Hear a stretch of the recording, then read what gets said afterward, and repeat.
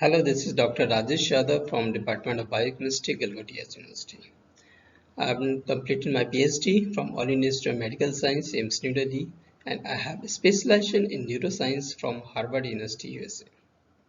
So today we will discuss about the topic synapse. So what is synapse? Synapse is also called neuronal junction. This is the site of transmission of electric nerve impulse between the two nerves, or between the neurons and gland or muscle cell. The word synapse was introduced in 1897 by the English neurophysiologist Charles Sherrington, and they have described about this in his book Textbook of Physiology. Synaptic connection between neurons and muscles is called neuromuscular junction. Santiago Ramon y Cajal proposed that neurons are not continuous throughout the body, yet still communicate with each other. An idea is known as neuron doctrine. The synapse is of two types. One is a chemical synapse and second is an electrical synapse. So first we will discuss about the chemical synapse. So what is the chemical synapse? The synapse is the process between the connection of the two neurons or nerve impulse move from one neuron to the another neuron through the synapse. So in the chemical synapse, there is a presynaptic membrane and postsynaptic membrane, and in between the membrane there is a gap that is called synaptic cleft. So in the chemical synapse, synaptic cleft is present. So it is important property about the synaptic cleft, which diameter is 0.02 micron wide. And through this synaptic cleft, the neuronal impulse travels in the form of neurotransmitter.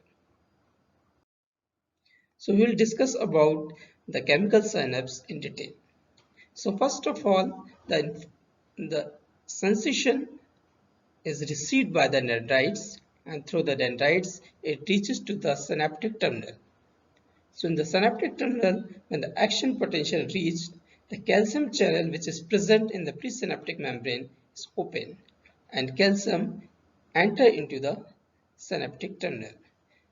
In the second step, the calcium fuses with the synaptic vesicles and these vesicles fuse to the presynaptic membrane. As a result, neurotransmitter release in the synaptic cleft. The neurotransmitter diffuse through the synaptic cleft and reaches to the postsynaptic membrane, where the postsynaptic membrane the receptor is present and this neurotransmitter is received by the receptor present on the postsynaptic membrane. After reaching on the postsynaptic membrane, opening and closing of the channel which are present on the postsynaptic membrane. So opening and closing of the channel cause change in the postsynaptic membrane potential. As a result, action potential propagate through the next cell.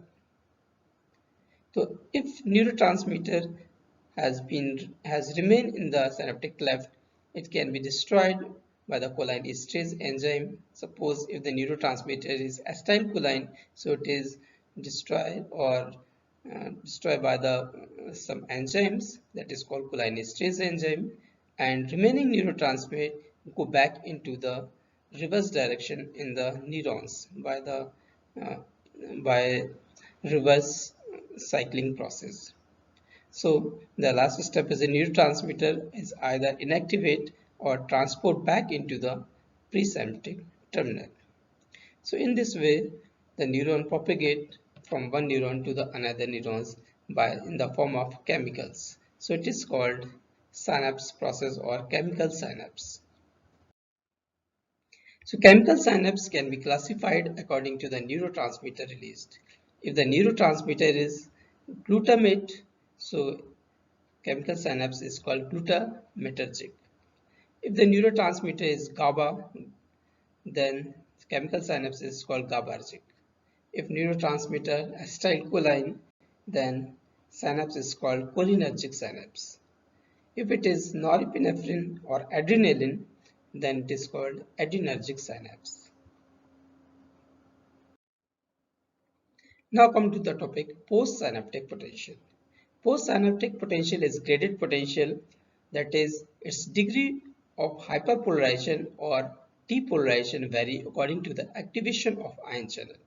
The ability to integrate multiple postsynaptic potential and multiple synapses is an important property of neuron, and it is called summation. Summation is of two types. One is a spatial summation and second is a temporal summation.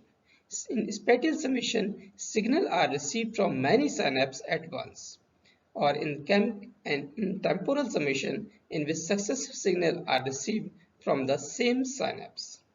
So the spatial and temporal summation can occur simultaneously. So these are the neuronal connection where the one neurons is connected through the different type of the neurons. Second is the electrical synapses. In the electrical synapses, presynaptic and postsynaptic cell membrane are connected by a special channel called gap junction. Because in the electrical synapses, synaptic cleft is absent. So in place of synaptic cleft, the gap junction is present. The main advantages of the electrical synapses is the rapid transfer of the signal from one cell to the next neuron.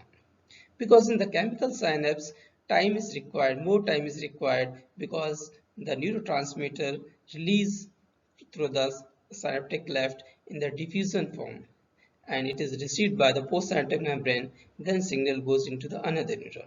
While in the electrical synapses there is no synaptic cleft, as a result the neuronal impulse move fast from one neuron to the another neuron. So through the gap junction is present in the electrical synapses. So we'll discuss about the gap junction. So gap junction are capable of passing an electric current causing voltage change in the presynaptic cell to induce voltage change in the postsynaptic cells.